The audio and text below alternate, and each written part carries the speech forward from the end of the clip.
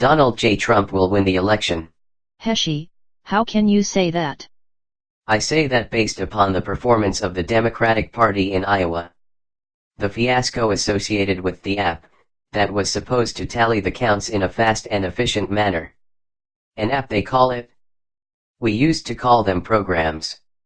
The app failed in about 10 minutes. That proves to me that the so-called app was never properly tested. The morons in the Democratic hierarchy expected to get a complicated piece of software up and running in 60 days.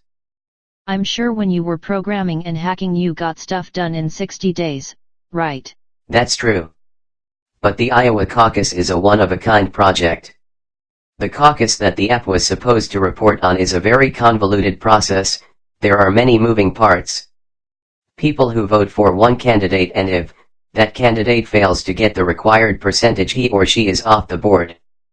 Then those who voted for that person must vote for someone else. Don't you think the voters were prepared for that situation?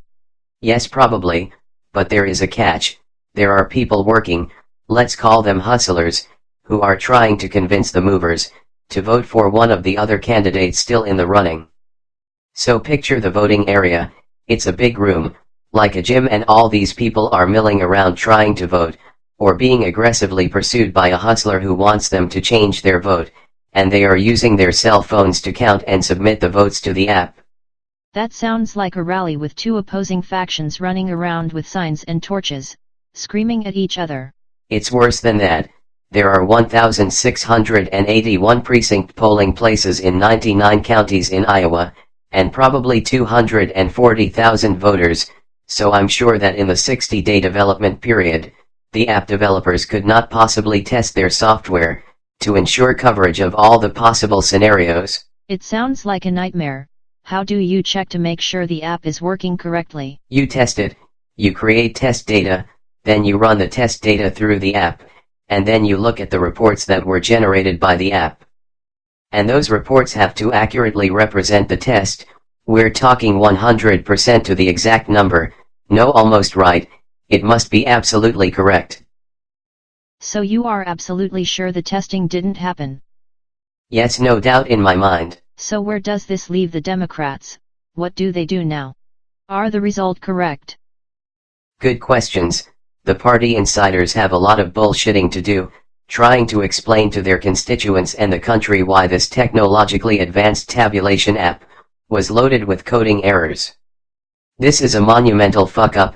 Remember, the DNC was hacked 2016. And now they failed again using technology, and remember the problems Obama had with the healthcare websites.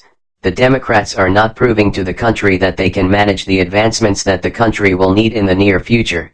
When the results are finally announced for Iowa, will people accept them? Hard to tell. Right now, Bernie's supporters are grumbling that the technological snafu denied their candidate a clear-cut victory. This is an example of a poorly planned change to an electoral system. It proves to me that if you keep acquiescing to the general public with respect to running an electoral system, you will continue to be plagued with the dreaded unintended consequences. You know, only about 12% of the voters vote in primaries, so why should we continue to have them? We shouldn't. We need to go back to letting the party leaders pick the candidate. I like the idea of 10 men and women sitting in a smoke-filled room picking the best the party has to offer. If that was the way it was done, Donald Trump would not be president. But I tell you right now, he will win again because of the ineptitude of the Democratic Party. This fuck-up in Iowa will haunt them throughout the 2020 campaign.